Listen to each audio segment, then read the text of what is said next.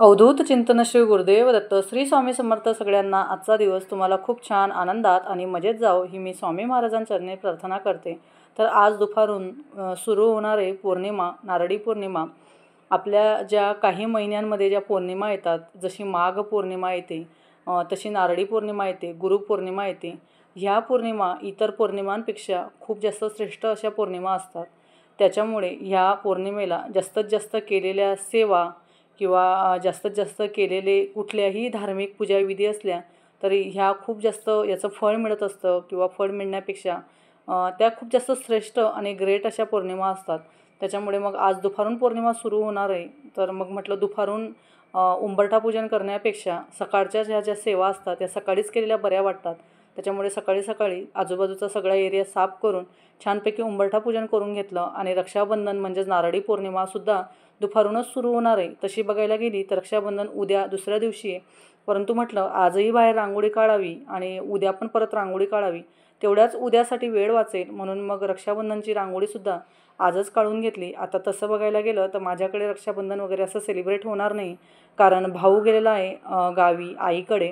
त्याच्यामुळे मग मी एक हाऊस म्हणून रक्षाबंधन पण आहे, पौर्णिमा पण आहे, दुसरी काहीतरी रांगोळी काढण्यापेक्षा मी हीच अशी छान सुंदर अशी रांगोळी काढून घेतली. आणि खूप छान वाटत होती रांगोळी, पटापट काढली, परंतु रांगोळी खूप छान आली. आणि लवकरात लवकर मला शॉर्टकट रांगोळी काढायची होती, परंतु शॉर्टकट रांगोळी काढताच ती रांगोळी जास्तच वाढून गेली.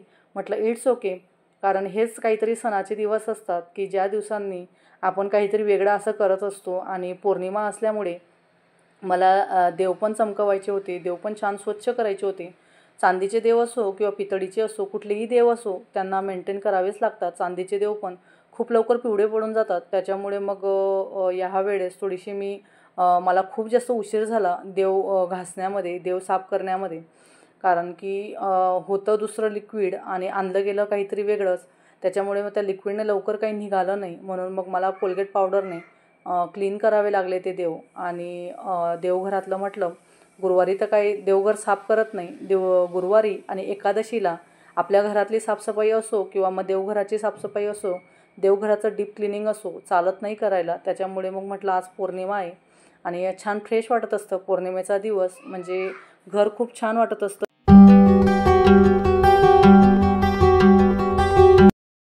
आणि मग पौर्णिमेला आपल्या ज्या काही सेवा असतात, कळस वगैरे भरणं, पाणी चेंज करणं, नारळ बदलवायचं असेल तर नारळ पण बदलवून घेतो आपण. तर ह्या सगळ्या गोष्टी मी करून घेतल्या. आणि मागच्या वेळेस मी तुम्हाला म्हटली होती, माझा दुसरा श्रावण सोमवारचा व्हिडिओ टाकला, त्यामध्ये मी म्हटली होती की तुमच्या पण बाबतीत असं होतं का असं म्हणून. तर तो व्हिडिओ बोलताच मी विसरली आणि पुढे कंटिन्यू करायचंच माझ्याकडनं राहिलं. तर मी म्हटली होती की तुमच्या बाबतीत पण असं होतं का. तर मला सांगायचं त्यावेळेस असं होतं की बघा, आपण जेवढी जास्त साफसफाई करत असतो ना, तेवढं अजून आपल्या वाट्याला जास्तच भोगावे लागतात असं मला तरी वाटतं. कारण की जो साफसफाई करत नाही त्याचं कधीकधी असं वाटतं ना, बाहेर जेव्हा दरवाजा उघडा करून बाहेर जावं ओपन करून, त्यावेळेस वाटत असतं की अरे साफसफाई नाही केली ना तर अजूनच जास्त उत्तम होईल असं वाटतं. कारण की जिथं जास्त साफसफाई होते ना तिथंच अजून काहीतरी त्या वाट्याला काहीतरी येत असतं. कारण होतं काय, मला तर नेहमी एवढा आता सध्या मला एवढा राग यायला लागला आहे ना, खूप जास्त चिडचिड होऊन जाते की अजून साफसफाई केली आणि अजूनच काहीतरी होत असतं. बाहेरचा दरवाजा नेहमी मेंटेन करत असते, बाहेरचा दरवाजा नेहमी क्लिनिंग करत असते, आणि तरीसुद्धा काही ना काही तिथं लवकर धूळ बसून जाते, लवकर डस बसते. त्याच्यामुळे मग असं वाटतं ना, नाही केलेलं बरं राहतं असं म्हणून. जो नाही करत ना तो चांगला म्हटला जातो. आणि त्यानंतर मग झाली होती ती संध्याकाळ.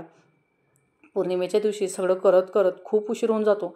आणि मला तर असं वाटतं ना, पौर्णिमेचा दिवस म्हणजे माझ्यासाठी सेम लक्ष्मीपूजनचा असा दिवस कसा असतो आपला, तसा खूप जास्त हेक्टिकचा असा दिवस जातो.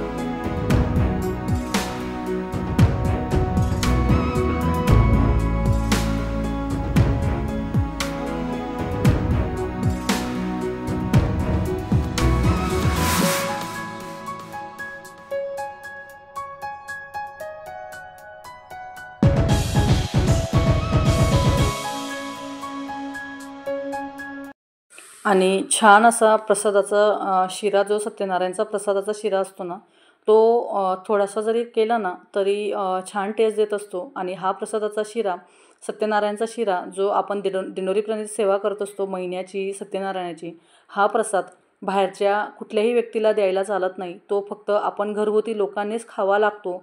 कधीही बाहेरच्या लोकांना प्रसाद द्यायला चालत नाही. आणि थोडासा जरी प्रसाद केला असतो तरीसुद्धा त्याची टेस्ट खूप छान लागते, कारण हा प्रसाद फक्त त्रिशा आणि मीच खाते. हे फक्त प्रसाद म्हणून थोडीशी टेस्ट घेतात. तर सत्यनारायण पूजेला बसण्याच्या अगोदर मी घरातले जेवढेही दिवे असतात सगळे दिवे पहिले लावून घेते, कारण सत्यनारायण वाचायला, पोथी वाचायला कितीही उशीर झाला तरी मग काही असं वाटत नाही की दिवे लावायचे राहून गेले असं म्हणून. आणि प्रदोष काळामध्येच ही सेवा करायची असते. तर आज झालं काय, माझी खूप जास्त फजिती झाली.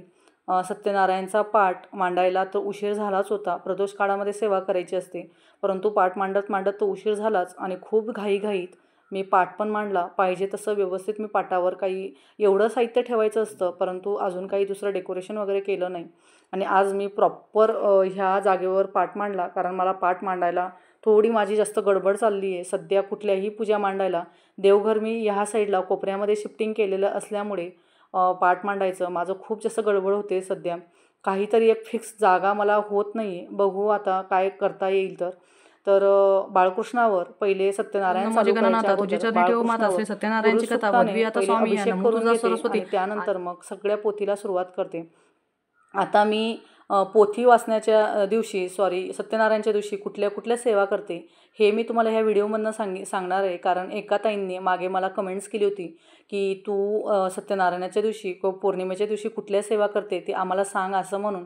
तर ते मी आज सांगणार आहे व्हिडिओमध्ये. तर सगळ्यात पहिले पोथी वाचून घेते, अभिषेक करते. अभिषेक केल्यानंतर मग पोथी वाचून घेते. आणि पोथी वाचल्यानंतर आता आपण संसारिक लोक असल्यामुळे, पारिवारिक संसारिक लोक असल्यामुळे एकाच टायमाला सगळ्या सेवा बसून करणं होणार नाही. त्याच्यामुळे मी आज पहिल्यांदा माझ्या बाबतीत असं घडलं की मी आज सत्यनारायणला साडी घातली नाही असं म्हणून. नाहीतर आत्तापर्यंतचं एवढ्या वर्षापासून माझे सत्यनारायण चालू आहेत. प्रत्येक वर्षाला मी साडी घालते, प्रत्येक महिन्याला मी साडी घालते. परंतु माझा फर्स्ट टाईम आहे असा की मी साडी घातली नाही आज, कारण आज माझी खूप जास्त फजिती झाली. आणि दिवस पण छोटा वाटायला लागतो मला आता सध्या. आणि मुलींचं करत करत सगळ्यांचे पोट वगैरे, म्हणजे दोघी पुरींना स्कूलमधनं आल्यानंतर खायला देत असो, किंवा मग असंही क्लास जाताना खायला देणं, किंवा प्रत्येक घरातलं सगळ्या बारीक बारीक गोष्टी करायला खूप उशीर होऊन जातो. त्याच्यामुळे असो तर मी सेवा कोणत्या करते, सगळं माझं आवरलं गेल्यानंतर परत मी सेवेला बसते अजून. तर आज आहे वरलक्ष्मी, म्हणजे वरदलक्ष्मी व्रत पण होतं आज.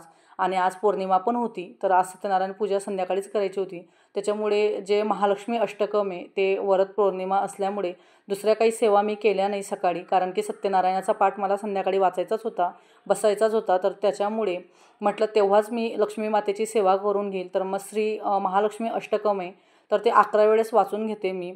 इतर दिवशी पौर्णिमेला फक्त मी एकच वेळेस वाचते, परंतु आज वरदलक्ष्मी व्रत पण होतं, वरलक्ष्मी व्रत पण होतं आणि पौर्णिमा पण होती. त्याच्यामुळे मी आज 11 वेळेस वाचलं. इतर टायमाच्या मी सेवा सांगते तुम्हाला. तर व्यंकटेश स्तोत्र वाचते, श्रीसुक्त वाचते, पुरुष सुक्तम वाचते. त्याच्यानंतर जर बाकीचं दुसरं काही वाचलं गेलं नाही तर विष्णू सहस्रनाम वाचते. त्याच्यानंतर कुंकुमार्चन करते. जे श्रीयंत्र आहे त्याच्यावर कुंकुमार्चन करत असते. जेवढ्या काही लक्ष्मीचे आणि विष्णू नारायण भगवानांचे मंत्र आहेत तेवढे सगळे मंत्र 11 वेळेस वाचते. आणि बघा, लक्ष्मीसोबतच मी माझी जी कुलदेवता आहे, माझी जी कुलस्वामिनी आहे चामुंडा माता, तिचीसुद्धा मी सेवा करत असते. त्याच्यामुळे एक माळ नवार्णव मंत्र पण म्हणत असते. ओम ऐं ह्रीं क्लीं चामुंडाय विच्चे, हा जो नवार्णव मंत्र आहे हा पण मी म्हणून घेते. स्वामी महाराजांची पण सेवा करून घेते. जी माळजप असतो ती माळजप पण करून घेते. अशा जेवढ्या काही सेवा पौर्णिमेच्या दिवशी आपल्याला जेवढं काही बँक बॅलन्स आपल्याला मिळवायचं असतं. आणि अजून एक, जर तुम्हाला अजून ॲड करायचं असेल तर मला जर वेळ राहिला आणि मला वाटतं आहे की जरी उशीर झाला आहे, 12च्या आत ह्या सेवा करायच्या आहेत आणि झोप लागत नाही, परंतु माझा एक स्वभाव आहे, जर मी देवाजवळ बसली तर माझी पटकन उठायची इच्छा होत नाही. सेवा माझ्या हातून जेवढ्या जास्तीत जास्त सेवा होतील. आणि मला तर वाटतं ना, माझ्याकडनं दिवसापेक्षा दिवस कामाचा ओघ जास्त असल्यामुळे डोक्यामध्ये कंटिन्युअस कामाचे विचार चालू असतात. त्याच्यामुळे सेवा व्यवस्थित होत नाही हे मला माहिती. रात्री हे तिघंजणी झोपल्यानंतर मग मी सेवा करते. मग ते 12च्या आत कितीही सेवा झाल्या तरी मला काही असं थकलेल्यासारखं वाटत नाही. म्हणून मग मी त्याच्यामध्ये ॲड करते सिद्धकुंजिका स्तोत्र आहे, ते पण मी म्हणून घेते. एकदा, दोनदा, 7 वेळेस, 11 वेळेस, जेवढा मला कसा वेळ मॅनेज होतो आहे, 12 वाजेच्या आत कुठला वेळ मला मॅनेज होतो आहे. तर त्याच्यामुळे मग मी ह्या सेवा जेवढ्या जास्तीत जास्त लक्ष्मी मातेच्या आणि भगवान विष्णूंच्या जेवढ्या सेवा आहेत तेवढ्या सेवा मी वेळात वेळ काढून करून घेते. आणि नाही वेळ मिळाला तर इट्स ओके. बघा, आपण जेव्हा सेवा करत असतो ना, तेव्हा आपण खूप जास्त डोक्यावर भार घेऊन सेवा करत असतो, पूजा करत असतो. परंतु माझं तर एक मत आहे आणि मी तर ह्या मताशी सहमत आहे की सेवा करत असताना डोक्यावर कुठल्याही प्रकारचा भार न घेता माझ्याकडनं हे होईल का नाही, माझ्याकडनं ते होईल का नाही, मग मी ही सेवा केली नाही तर मग मला देव काही पनिशमेंट करेल का, मला काही शिक्षा करेल का, हा डोक्यावर कुठलाही भार न ठेवता सेवा करताना आनंद घेऊन सेवा केली पाहिजे.